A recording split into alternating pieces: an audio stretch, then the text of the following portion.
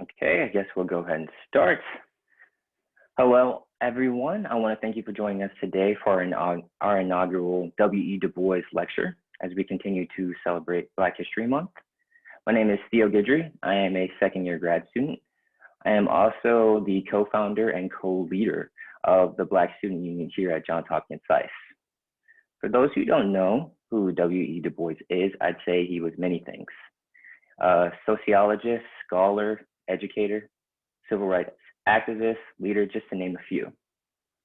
This lecture was named after him because at every stage of his career, he combined rigorous scholarship and social and political action. I'd say our speaker today follows his example, and we're very excited to hear from him. So right now, I will turn it over to the other co-founder of the Black Student Union and recent SAIS alum, James Taylor, to say a few words and to introduce our speaker. Hey, James. Thanks, Theo. Good afternoon, everybody. Joining us by video, members of the SAIS community. Definitely would like to thank Dr. Hamilton. He is currently a professor up at the New School in New York. I had the pleasure of meeting him when the Urban League affiliate that I was working with prior to SAIS brought him in to give us a lecture concerning stratification and economics. Without further ado, I actually think we're going to just get right into it because there's quite a bit to get into here. I would say, I guess the absolutely final thought that, the purpose, at least in my mind, of getting Dr. Hamilton was, the notion and the idea that if you're going to be committed to anti-subordination, as everybody was speaking about this past summer, then we have to address the economic realities that hold subordination in place. So with that, I thank you again to Dr. Hamilton. You have the floor.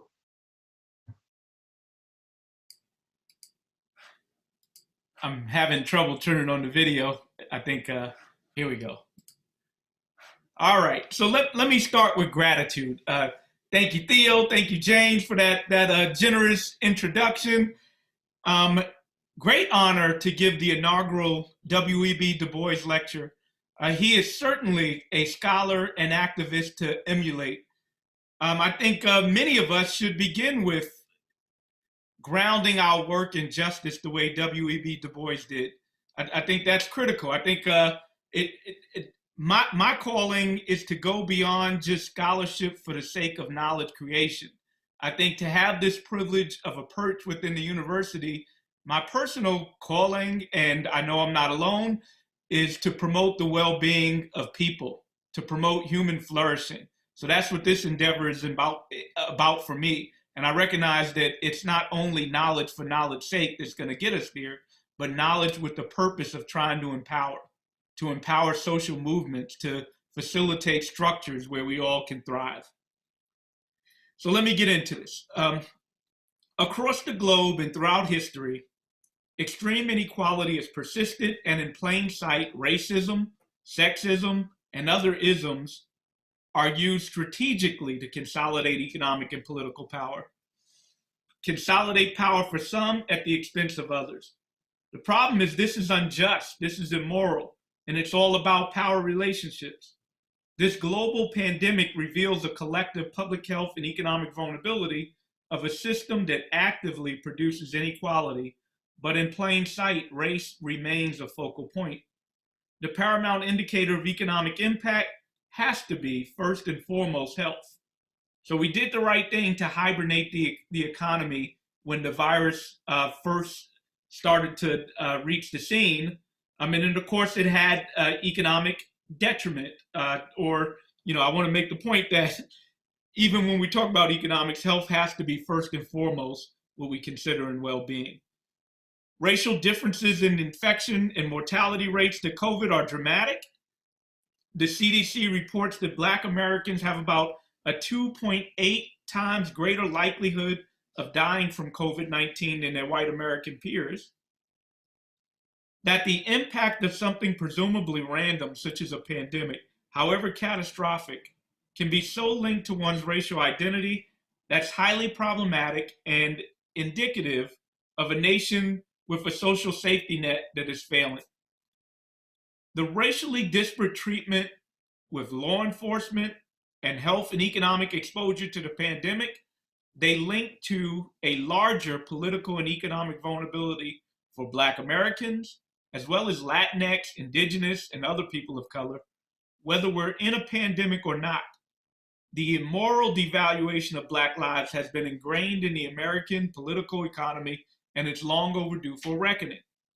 Many Americans, and Black and brown families in particular, they have low wealth, inadequate health care, and work in precarious but essential jobs that have few workplace protections, lower wages, and offer lower benefits. Wealth impacts people's ability to respond to a pandemic. It provides the security when we have an emergency. In fact, the biggest pre-existing condition of them all is wealth itself. This crisis will only exacerbate our unjust racial wealth gap. The only way an increase in inequality does not occur is if this can also spur upon a change in our political economy towards the implementation of a long-term structural policy change to better enable us to have the economic security to deal with a crisis. Realized or not, the civil and political aspects of human rights, we already think about them. They're ingrained in our public psyche. However, at least as important as economic rights. The right to assembly, the right to speech, the right to choice in general. It's limited for individuals who lack a basic job, adequate income, shelter, food, and health care. In a just world, one's race, one's gender, one's ethnicity, and nativity, where they come from, it would have no transactional value in relation to our material and psychological and security outcomes. Yet the heaviest toll of this pandemic, well beyond class, falls upon vulnerable racial and gender identity groups, both across and within nation state. We need a deeper understanding of how devaluing individuals based on social identities like their race, gender, or sexual orientation, how they relate to political notions of who's deserving and who's not. This is essential to expand knowledge beyond the conception of individual transaction into workings of a larger political structure that affect us all. The structures of our political economy and race go well beyond class, well beyond individual bigotry, and as a matter of course, across the American and global international landscape, race and social identity in general, they are strategically used to generate hierarchy and propel systems of both stratification and persistent inequality. It's critical that we understand that strategic use. In general, we don't have an adequate social safety net in place. What we have is over 5 decades of deregulation and a market revolution that's been supported by a neoliberal vision of supply-side economics with the lure that the structures and government subsidies that benefit corporate interests, the so-called job creators, is supposed to generate a market dynamism of economic activity that's going to lift all our boats. The promise trickled down from neoliberal supply-side economics. It has never become realized. The last half century of US policy has exacerbated precarity and generated structures where essentially all of our nation's productivity gains have gone to the elite and upper middle class, while effectively flatlining real worker wages for everyone else. This has resulted in an obscene, undemocratic, and dysfunctional concentration of our wealth and our power, and this is especially true when we consider race. This has manifested in a concentration where the top 1/10% of earners, those earning above $1.5 million a year, own as much of our nation's wealth as the bottom 90%, while the bottom 50% own about 1% of our nation's wealth. This concentration is obscene, and the accompanying plutocracy, the ability to basically rig structures in government so as to further benefit those at the top, has not been seen since the Great Depression. It's not natural, nor does it have to be our destiny. But at issue has been government complicity in generating and facilitating this extreme economic and racial inequality. Incrementalism and changes on the margin, that's not going to cut it if we want to change. To reverse decades and generations of poverty, discrimination, and that concentration that I've been describing, we need a bold overhaul of our laws and our economy. We need to reimagine our industrial policy to center workers not just in the US, but workers abroad as well. We need this coupled with an explicitly anti-racist and anti-sexist economic rights frame. This is what we need to promote a moral, fair economy that promotes shared prosperity. We have historical precedent. In response to the Gilded Age that preceded the Great Depression, we had the New Deal, which reined in unfettered capitalism and corporate consolidation.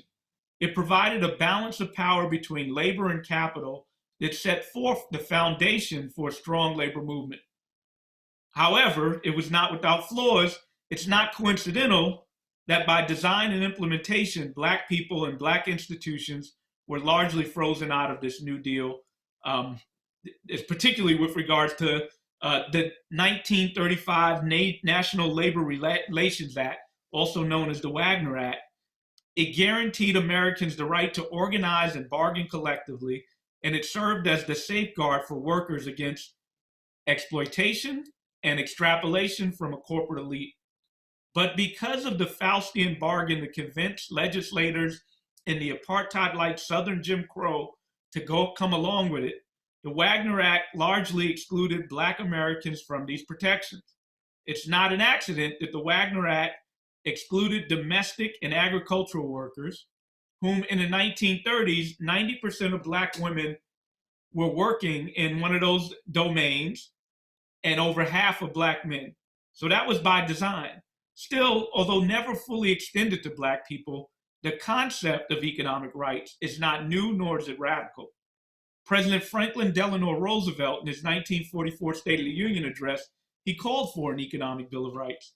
He called for physical security, economic security, social security, and moral security.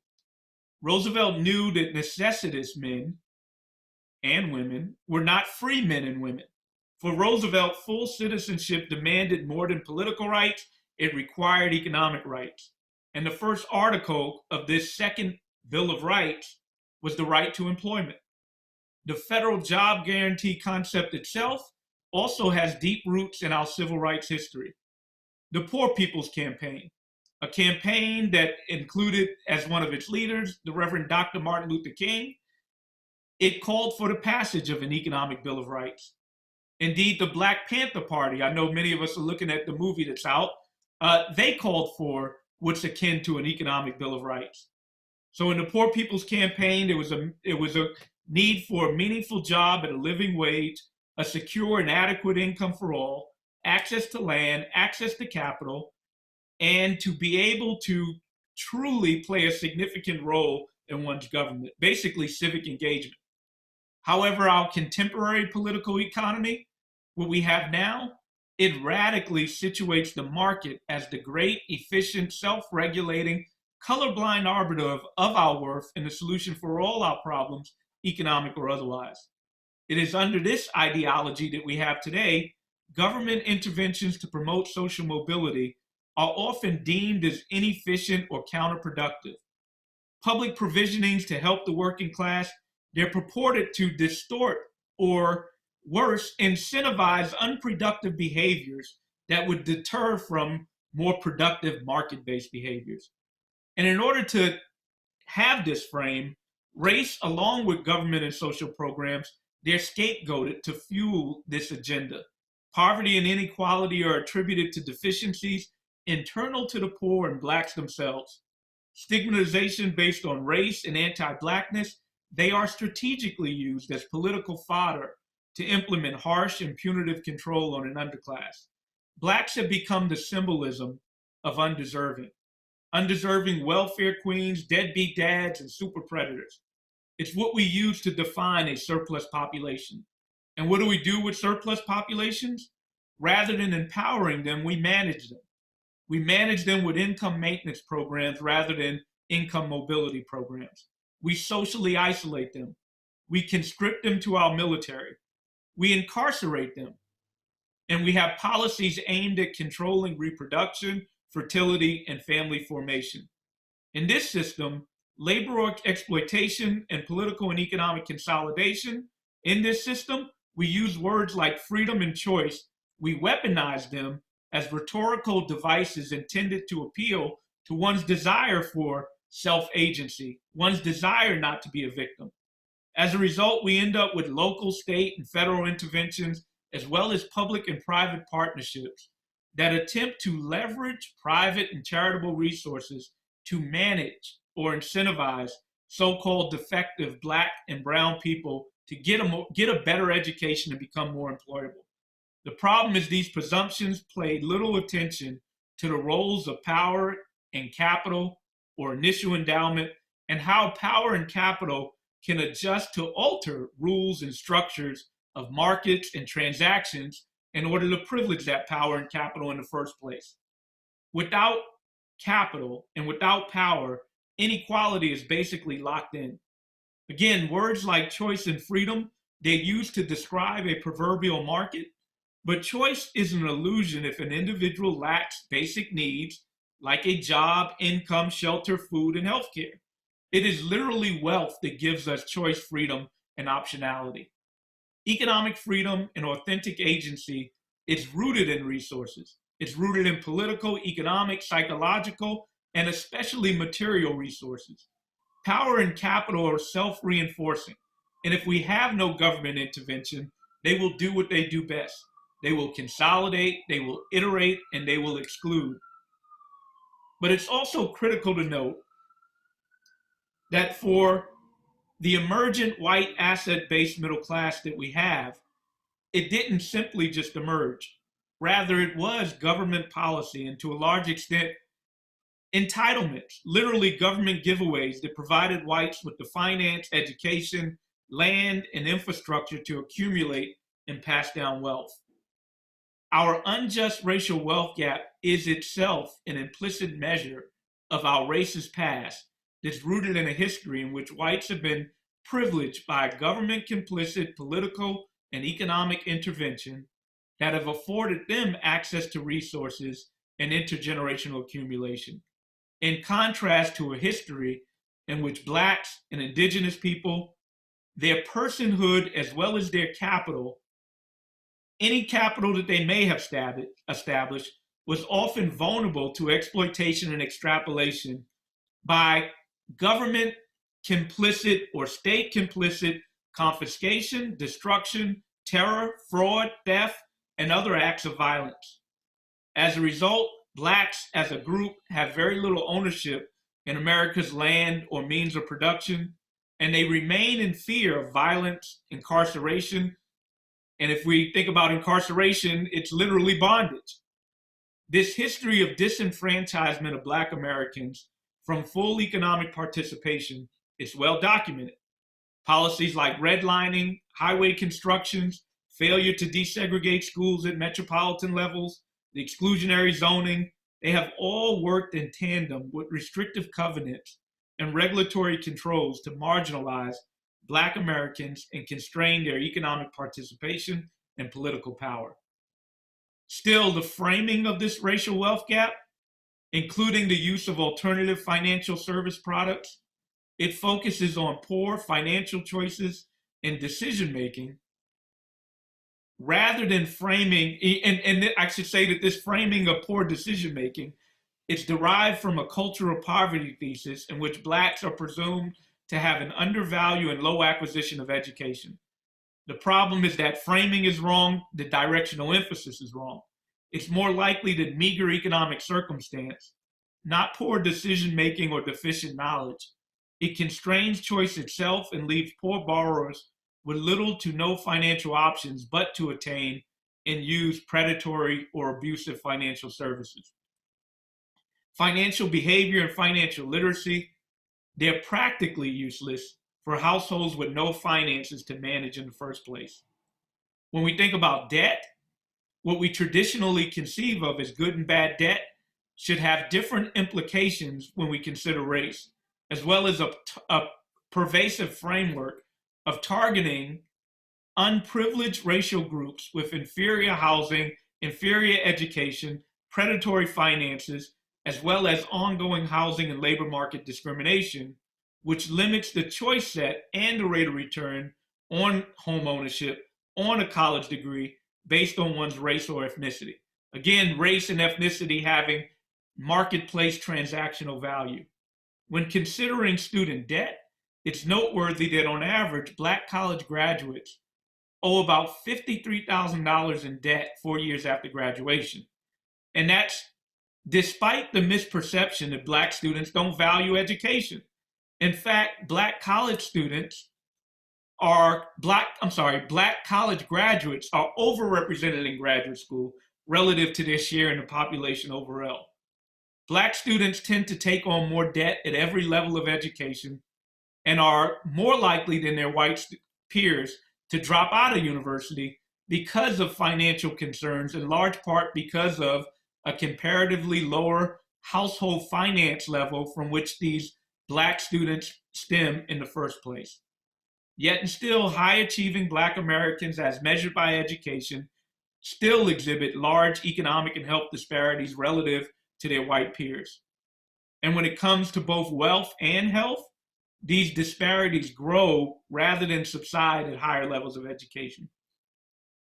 The fact that Blacks who live in families where the head graduated from college typically have less wealth than whites where the household head dropped out of high school, that's an example of a property right in whiteness. The fact that a Black expectant mother with a college degree has a greater likelihood of an infant mortality than a white expectant mother who dropped out of high school, as well as the fact that a Black man with a college degree is more likely to die from a stroke than a white man who dropped out of high school, these are all indicative of property rights and whiteness. The pattern and persistent of worsening racial disparity with education is not limited to infant mortality and stroke, but rather is evident in virtually every other major disease type, including cancer, heart disease, and HIV-related cases. And I'm pretty sure when it's all said and done, we'll see that pattern emerge with COVID mortality as well. Yet for the most part, health and economic literature focuses both implicitly and explicitly on the lower socioeconomic status of Blacks and that perceived confluence with detrimental behaviors as the explanation for disparities. Even the literature that examines racial discrimination, it largely is geared towards framing in a low socioeconomic context where in essence, few studies explore that paradox that I just described to you of increasing racial health and economic disparities at higher levels of socioeconomic status. The presumption, though, is that if Blacks and Latinx people invested more in a good education, that in turn would result in better jobs and a higher income, and that health disparity would dramatically reduce or be eliminated. But in general, Black men and women between the ages of 25 and 64, they have about a 50% higher mortality rate than their white counterparts. But what's even more disheartening, those disparities increase with education. Black men and women with a college degree have nearly a 70% higher mortality rate than their white counterparts. It is clear that education matters. Don't let me tell you it doesn't. It especially matters within group. But since social structures do not permit Black people to convert their education into desired outcomes at the same rate as whites, they are not protected by social class status in the same way that whites are. Racial differences in key outcomes cannot be fully explained by a clustering amongst the less skilled. Unsurprising, within group education matters and is associated with better outcomes. But the irony is that across group, Black workers with a college degree are most harmed relative to similarly qualified whites, and this difference is amplified when we look at recessions. In essence, education is not the magic antidote for the enormous racial disparities that result from state complicit laws, policies, and economic arrangements. This does not diminish the value of education. To be clear, there's intrinsic value. There's intrinsic value to education along with a public responsibility to expose everyone with a high quality education, to teach them to synthesize and fuse information into big ideas. And in the tradition of Du Bois, with encouraging teachers trained to deliver that curriculum from grade school all the way through college. What is a myth is that Black families do not value education. But also problematic is our societal overemphasis on the economic returns to education as the panacea to address socially established structural barriers. We overstate the functional role of education to the detriment of understanding the functional role of both wealth and power. I wonder if our overemphasis on education to promote economic opportunity, is that a political ruse? In other words, is the rhetorical aspiration of equal opportunity a mechanism, a tactic to facilitate hoarding and resources for the elite and upper middle class? Basically, I'm wondering if framing inequality as an opportunity gap serves the purpose of reinforcing market norms that put the onus of inequality on the individual while absolving the state from public responsibility. We should note that there are physical and psychological costs, a stigma associated with telling somebody to work twice as hard to get by, even though you're going to face structural barriers. In fact, that stigma may explain the limited role of education and income as protective health factors for Blacks relative to their white peers. The added efforts and stigma imposed on high-achieving Blacks that threaten the relative position of a dominant white group, it may translate into deleterious health and economic conditions for those high-achieving Blacks. The bootstrap narrative, framed in the politics of personal responsibility that emphasize individual agency, particularly with regards to education, as the sole pathway for upward mobility and efficient social distribution, it might literally be bad for Black people's health. A similar argument can be made to when we think about race in a class reductionist trope, where we treat race as an issue bound simply to how Blacks are sorted into the less skilled and low resource distributions. We should do a better job of understanding the roles of power, the roles of capital in our political economy, and we need to be more focused on understanding and advocating for structures that truly lead to more equitable and fairer distributions. We are not atomistic agents floating in unfettered markets guided by a free will into fair and efficient allocation. We must move beyond class reductionism and recognize that race and other social identity strata, that they're pillars. They're pillars alongside political and economic power in our political economy. There are intermediate economic and psychological benefits associated with distancing oneself from the outgroup. In the American context, that would be Black, towards some in-group identity. And in this case, in the US, that would be the adoption of a white American identity. The frame fits with Herbert Blummer's thesis of race prejudice exists basically in a sense of group position rather than a set of feelings, which members of one group may have towards members of another group. Basically, group relative position will transcend individual feelings as it relates to defining race prejudice. This is the impetus for the psychological and material benefits of white privilege, or the property rights and white privilege. But this privilege, we need to recognize, it's an immoral privilege. It's an immoral notion of benefit, and it's largely predicated on self-interested, neoliberal, and tribal norms in which accumulation will know no bounds. For us to have an authentic racial coalition to address growing inequality, it's going to necessitate that the white dominant group give up the benefits of white privilege. And that's obviously not an easy task.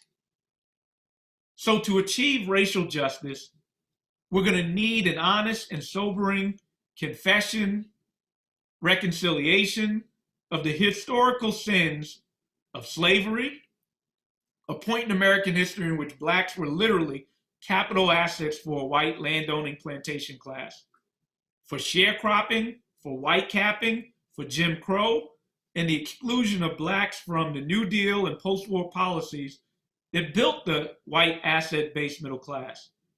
This authentic analysis would counter that neoliberal frame that caricatures black, brown, and poor people as welfare queens, deadbeat dads, and undeserving.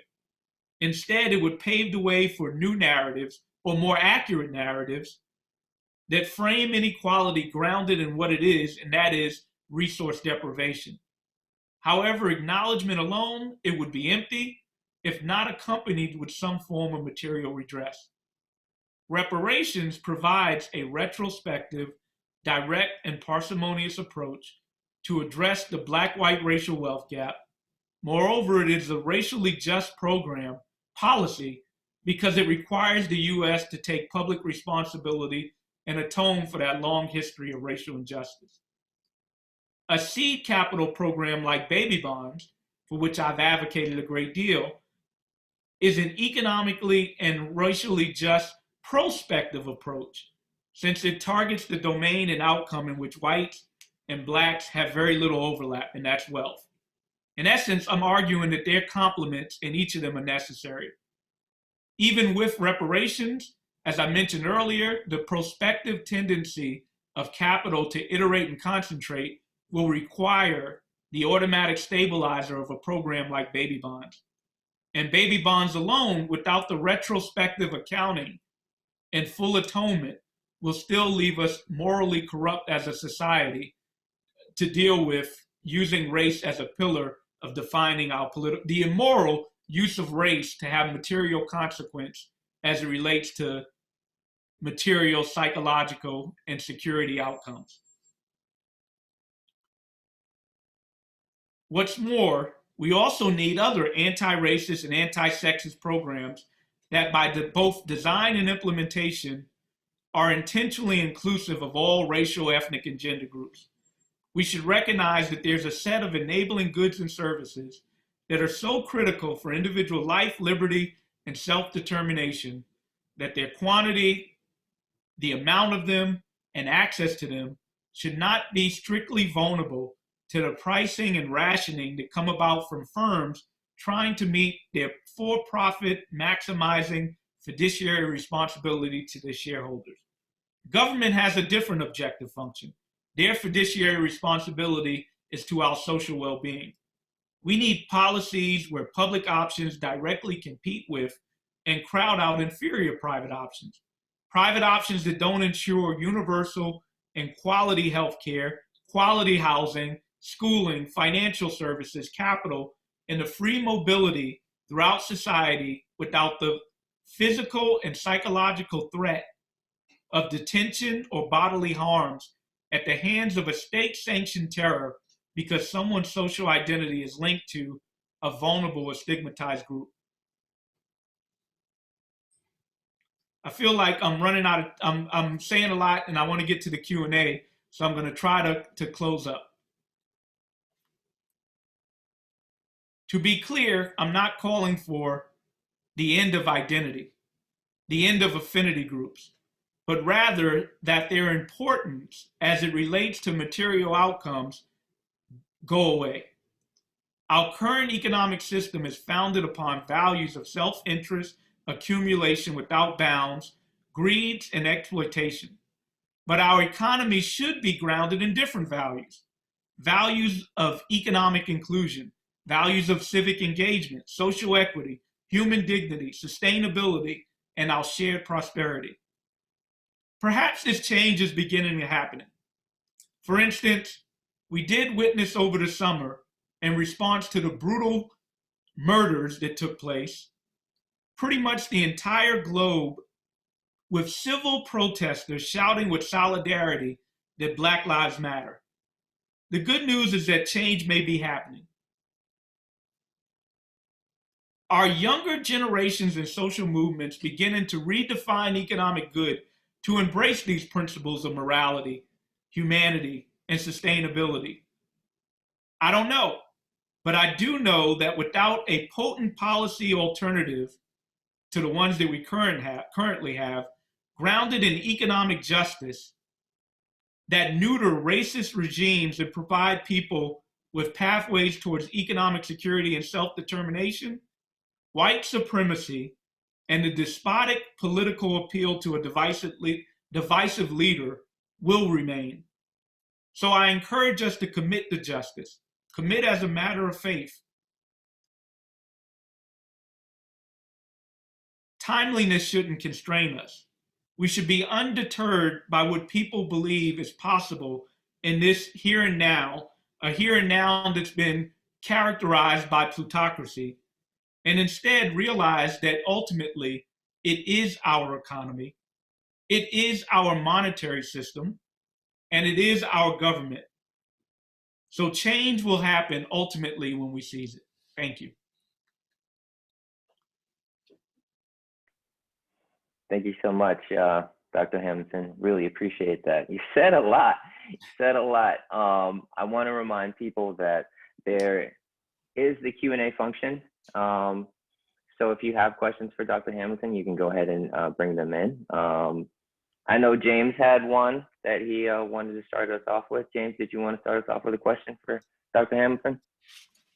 I'm actually still kind of taking everything in and formulating my question. As you said, that was a lot, and like you know, anytime I get to hear Dr. Hamilton, it's a great thing. I'm a PK, and so I always appreciate a good Jeremiah, especially in a secular setting. So I'm going to let somebody else go ahead and kick it off, but I'm definitely coming back around. Well, yeah. Well, I kind of had a question for you, Dr. Hamilton, and it's kind of you talked about the deteriorating safety net, and I kind of want to bring it back to some of the discussions right now about increasing the minimum wage to $15. Kind of want to get your thoughts on that. Do you think that would do something for these minority communities that were adversely affected not only by the pandemic, but just by some of the multiple facets you just described in society? What do you think this minimum wage conversation should go? Where do you think it should go? You know, I'm glad that it's almost becoming consensus that we should move the minimum wage to $15 an hour. We, not too long ago, were ridiculing some political operatives, including Bernie Sanders, for proposing it. But clearly, in that sense, he was ahead of his time, and in many senses he was, in my view. So the minimum wage is certainly the arguments that it's going to lead to worker displacement empirically have been demonstrated to say that at the very least they're very exaggerated. But the conservative argument that the true minimum wage is zero is indeed accurate, which is why, in addition to the minimum wage, we ultimately need a federal job guarantee. We ultimately need a right to a job that implicitly sets a minimum wage. If we have a federal job guarantee that sets the wage at a certain level, then it's making the argument that if you're a firm and you want to compete for our most treasured resource, which is American workers, you're going to at least have to do this. So, I like the minimum wage, but I'll say that a federal job guarantee, for a host of reasons, is where we ultimately need to be. Thank you. I think this. Oh, sorry about that, Theo. I think this is a good place to jump back in. Actually, I was looking at the Q&A, and Sarah Conroy is basically asked the question that's kind of rolling around in my head right now. You mentioned that we all sort of came together last summer and announced that Black Lives Matter, but there is like a kind of turning away from old ideas that we need to get to. And so Sarah asked the question, thinking about those who grew up around conservative radio show environments, but who are also willing to enter into real conversations about economic justice, how can we respond to the fear-based messaging from conservative radio and talk show hosts? Messages such as, under the current administration, you'll lose all of your retirement savings. Right. So one, we know those are inaccurate messages, right? So one is propaganda and lies. So we certainly need to return to a full-throated truth. But a tactic of that side has been to try to weaken government's capacity to act in efficient ways. So one of the things I tried to allude to is that people care about their vertical positioning as well as their horizontal positioning. So the more unequal we are, the more economically insecure we are writ large, then the more vulnerable we are to lies, the more vulnerable we are to someone coming along and dividing us with a divisive appeal of fascism, of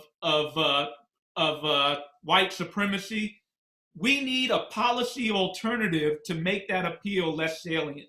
So in general, I guess what I'm trying to argue and make the point is the vulnerability that we have to, and just to name it, somebody like Donald Trump, who's able to pull a scab off of issues that have been existent with us for a long time, but allow it to surface in such a vivid and visceral way, is the result of us not acting when power is had in a way to provide economic security for people.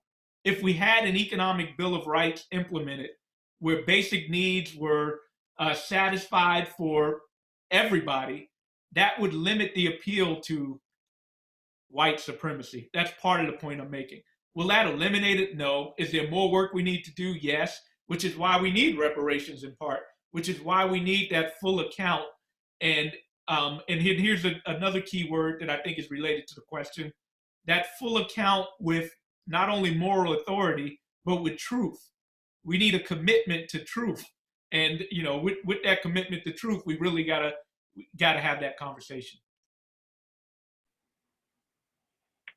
So I wanted to jump back in. You spoke at length about student loan debt, and I wanted to get your thoughts, because this conversation goes on a lot of different tangents a lot of times. Like, could we completely forgive a lot of student debt? I know now they're saying the new administration said 10,000, maybe the number they're going for. Maybe previously it was discussed it was 50,000. I'm just like, why couldn't we just forgive it all? When you spoke about like how Black and brown communities strive for education, like, what do you think the conversation? Where do you think the conversation should go in student loan forgiveness conversation? Yeah. So I have an op-ed with Naomi Zwetty where we call for the cancellation of all student debt, period. But now let me backtrack and explain why. Two basic arguments. First is it's the right thing to do. First is justice. In the 21st century, we should have pathways for anybody to have at least a college degree. That's just period. And without the albatross of a young person having to start their life out with debt. You should not be indebted to have the right to an education. This is an economic right in the frame that I've been describing before as something that our society should and certainly can afford. And I can talk about the affordability if we need to. So let me start with that full-throated argument. And then those with existing debt, we should do the retrospective just thing to do, which is level the playing field, cancel that debt. Now, the question of, some people argue, well, will that contribute to racial inequality? Well, let's think about some stylized facts. One is the average Black person graduates with 4 years after graduation, about $53,000 in student debt. That's in contrast to a white person with about $30,000 in debt. So clearly the $10,000 cancellation is going to leave a whole lot of Black people with a lot of debt. The second point is even $50,000. On average, the Black person is with $53,000 in debt. So the racial implications will be there and are there. So I guess I'm making 2 points. One is the extent to which Black people have student debt that go to college, coupled with the fact that the economic returns to that college degree is less for them than it is for a white person, tripled with the question of justice to begin with, which frankly we should commit to providing a pathway to everyone without the albatross of debt to get a college degree, is reason enough that we should cancel the debt. I can also tell the story about what happened in the last Great Recession. The last Great Recession hit millennials like a ton of bricks. They were coming into the labor market right in the time when the economy was tanking. You know what we told them to do? We told them to go to college and better themselves so that they can have better access to a great job. They went to college and got saddled with record levels of debt. And today, millennials are, by a study I did with one of my doctoral students, Chris Famagetti, have, and using home ownership as an indicator of storage of wealth, have lower levels of wealth than every generation dating all the way back to the greatest generation that was coming out of, coming out of the Great Depression when they were the same age as millennials. So, we have scarred millennials, and we've scarred them with student debt, and now we're facing this pandemic, and there's going to be greater scarring. So if we think generationally, there's another case. So, and if we think about the intersections of race and generations, for Black millennials in particular, in that study that I mentioned about housing in a generational sense, amongst millennials that were similarly aged, the study also demonstrates that we have the largest racial disparity across that generation at that particular point in their lives in terms of home ownership than every other generation since we've been collecting the data.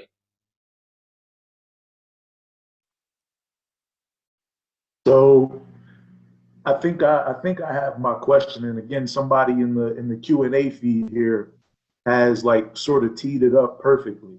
Chloe Colbert asked, how can we help Black graduate students gain the socioeconomic capital that white graduate students have? How can we right the imbalance when it comes to student debt and job opportunities? And I guess I want to piggyback on that and ask your thoughts about the structures that wrap around this capital or that create this capital. I remember being at SAIS and railing for 2 years. And Theo will tell you, just going on about the fact that nothing that I was learning in economics class seemed to reflect what was going on in the real world. And so, what would you say, I guess piggybacking on this question, what would you say are the things that need to happen in places like the academy to ensure that we don't repeat the problems from a generation past? Because it seems that that's really what's been going on, to bring us to this point. I mean, that's a great question.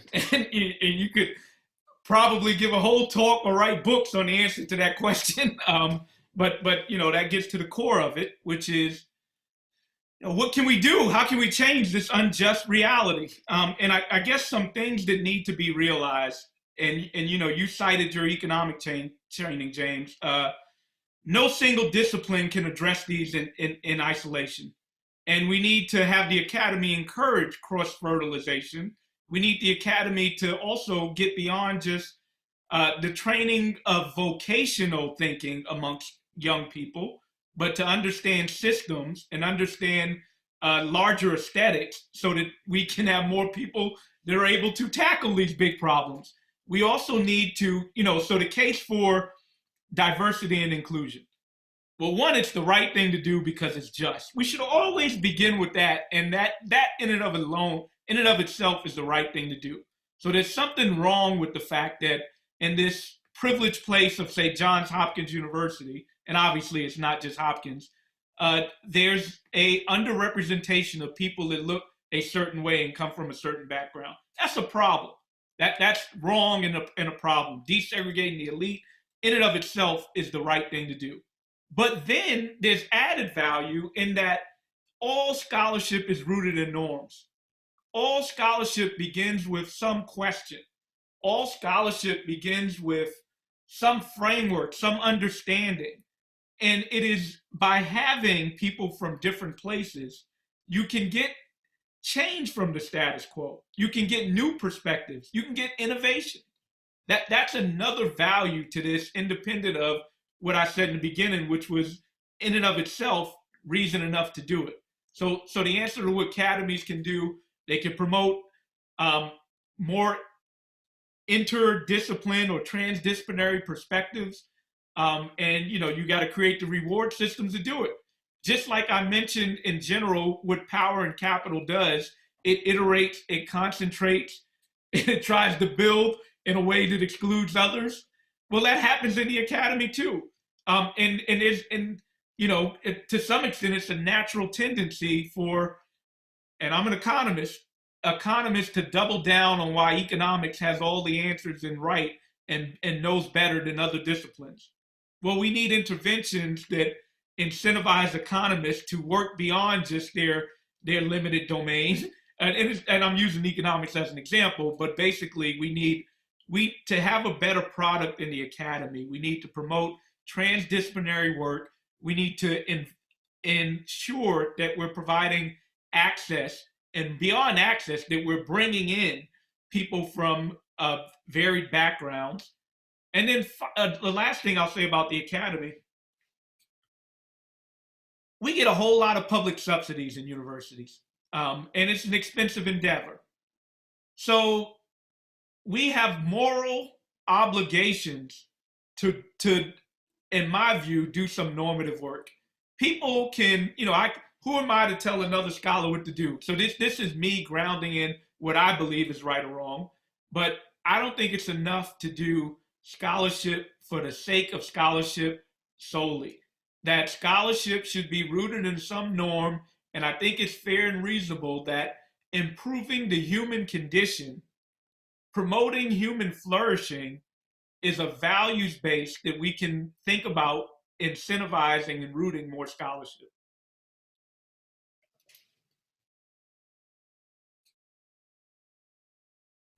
Yeah, just to follow up on that, a quick follow up, because we do have some questions in the chat I want you to get to.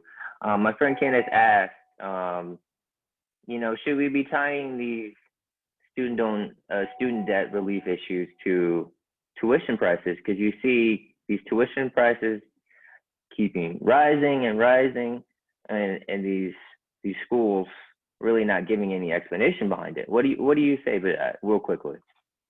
Again, another one of those questions people could write a book about. Yeah, that's true. I mean, there's so many issues, so many elements, so many layers of this conversation. Yeah. But I'd say another great question. It's not enough to cancel debt. We still need pathways for tuition-free education. We again have historical precedents of when college was virtually free for certain groups and demographics of people. So it's not as if we can't do it. The reasons for rises in tuition are varied, and probably even beyond my expertise. I have some thoughts. But what I can say is that if we look over time, the share of contributions from federal and state interventions into college tuition hasn't been growing. So, part of it also is do we publicly want to value universities more? That I think we should. So that's another source of revenue, but we still do need some cost containment. So I appreciate the tenor of the question, and I'd be talking off the top of my head as to some of the reasons as to why tuition is expanding without real deep expertise in it.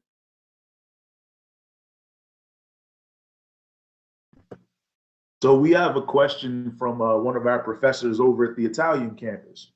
Good to see you, Professor Appleton. Dr. Appleton asks, or rather he says, thank you, Dr. Hamilton, for a thought-provoking lecture. I am sympathetic to many of your points, in particular concerning the cost of education and the student debt issue.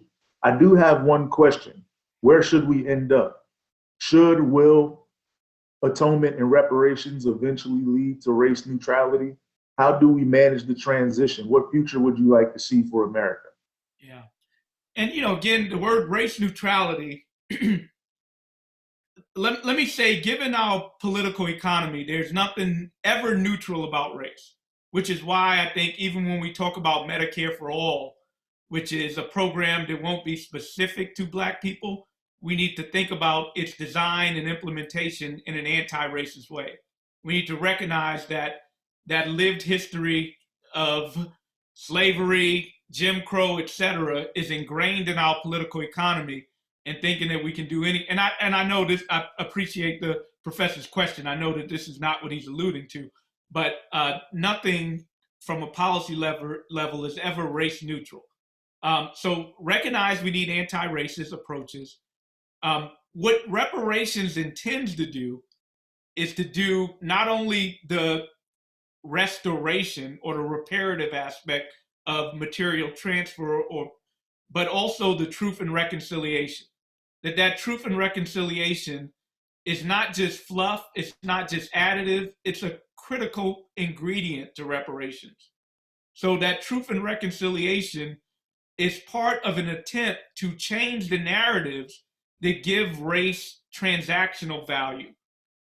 Part of that truth and reconciliation is to change our values so that one's identity will not have value when it relates to transaction. So, that's why I think that's a necessary ingredient. So whether it will happen tomorrow or the next day, I don't know. I know that things do rapidly change.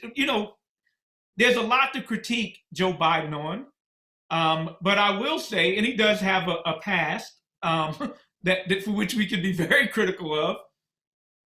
But I have not heard presidential administrations, and somebody made this point to me yesterday, a great friend who is a brilliant, clever, Angela Glover Blackwell, she made this point to me privately, but I want to give her credit for saying it because she's right on, which is, I have not heard administrations use the word race equity in their framing. Now, of course, we got to do more. We got to make sure that there's accountability attached to it, but that's progress. So in my view, at least, that's progress. It's at least establishing a narrative, a framework where we're at least going to talk about race in a way that centers it as the just thing to do, period, without some of the words that are coded. Like y'all can hear that I'm trying to root out the word opportunity from my lexicon. I think it's a political ruse. I think it's part of the problem. So I'm being long-winded in this answer. I guess to bring it home, I don't ever want to get to a point where we have a raceless society where people don't recognize and even have pride in their heritage and where they come from and in their unique histories. But I do want to get to a point in society where that heritage has no transactional value as it relates to consequential material or any type of outcome that's related to power. Thank you. Thank you for that. And I guess the last part I'll say to that real quick is, whether it happens today, tomorrow, doesn't deter me. Commit to justice. Commit to justice as a matter of faith. So when people say, well, you got pie in the sky ideas, one point is, we don't know it's going to happen till it happens. And then two, so damn what? Commit to it because it's the right thing to do. I was going to give you a second to say some final comments, but I think we can end it there. That was amazing. I appreciate you joining us for this inaugural W.E. Du Bois lecture. It was amazing. I learned a lot. I think everybody in the audience learned a lot. I want to also thank James for joining us today. James and I had the idea of starting the BSU. My first semester, I was here, and we actually are here. We're doing it. So it's amazing that we're here and we have Dr. Hamilton. So I want to thank everybody for joining. I want to thank you. And I want to continue to celebrate Black History Month. And also want to give a special thank you to the Johns Hopkins Alumni Association for helping us sponsor this event. James, I don't know if you want to say a few final comments. Can I jump in with one last thing? Of course. Absolutely. And then, please do take the last word. But one last thing, and this is personal reflection.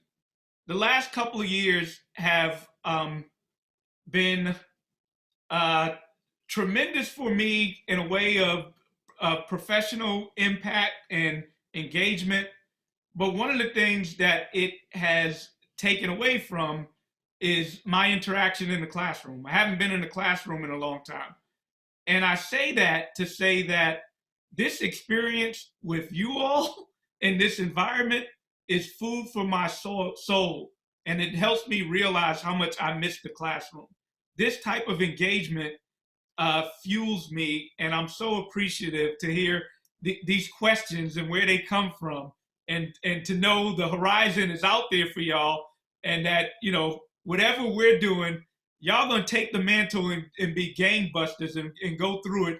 You are my hope. You are my faith, and it makes me proud to be able to interact with you in this way. Yeah, I don't even think that it's appropriate to say anything after that. Dr. Hamilton, thank you so much. We will be continuing to follow your work. We will be continuing to work ourselves. And with that, thank you everybody that joined us today.